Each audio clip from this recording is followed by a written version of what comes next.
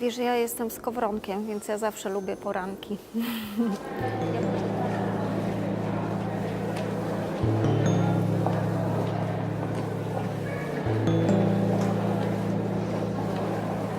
Ja bardzo wcześnie wstaję, teraz już może nie tak wcześnie jak kiedyś, ale już nie o 4 rano, już nie o 5, ale o 6 już jestem na nogach. I uwielbiam rano, po prostu jak się dzień rozkręca.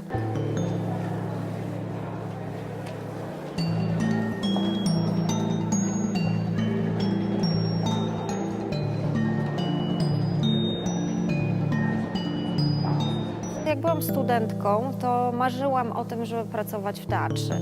Ale to chyba też był jakiś taki okres mojego studiowania, kiedy wszyscy o tym marzyliśmy, bo teraz na przykład studenci projektowania zazwyczaj chcą własną markę, moda do noszenia i tak dalej. Rzadko kiedy kto myśli o teatrze.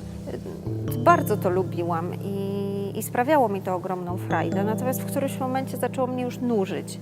Natomiast teatr nie może znużyć, dlatego że tu w ogóle nie ma monotonii. Tu cały czas dzieje się coś innego, cały czas są nowe wyzwania. Poza tym jest większa praca z ludźmi i to w dodatku z ludźmi twórczymi.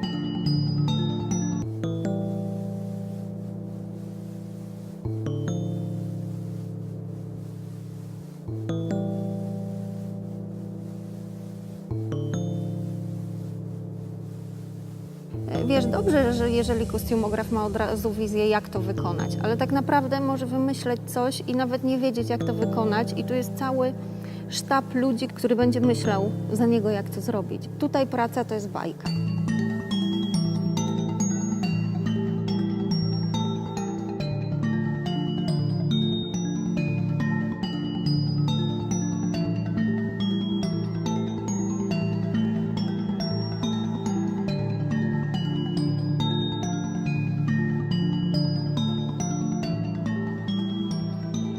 Wiesz co, do Japonii pojechałam, to była taka niespodzianka od losu po prostu, nigdy nie marzyłam o tym kraju.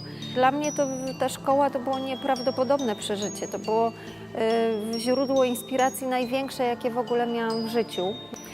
Miałam też ogromne szczęście, że trafiłam na cudowną profesorkę, na Ayumi Onoe, która cały czas mówiła, że jakby żeby być takim aktywnym twórcą, to zawsze trzeba się otaczać sztuką, trzeba nieustająco mieć kontakt z różnymi dziedzinami sztuki. Wydaje ci się, że w tym momencie tego nie potrzebujesz, ale zobaczysz, że nadejdzie chwila w życiu, kiedy ci tam coś akurat zaświta, kiedy będziesz tego potrzebowała i te rzeczy, które zobaczyłaś w przeszłości, nagle okażą się przydatne. Projektanci mody bardzo często ograniczają się do mody i myślę, że to jest niedobre, ponieważ jakby w którymś momencie może nie tyle kończy im się źródło inspiracji, co po prostu przestają być otwarci i ta ich sztuka, to ich tworzenie staje się bardziej ograniczone.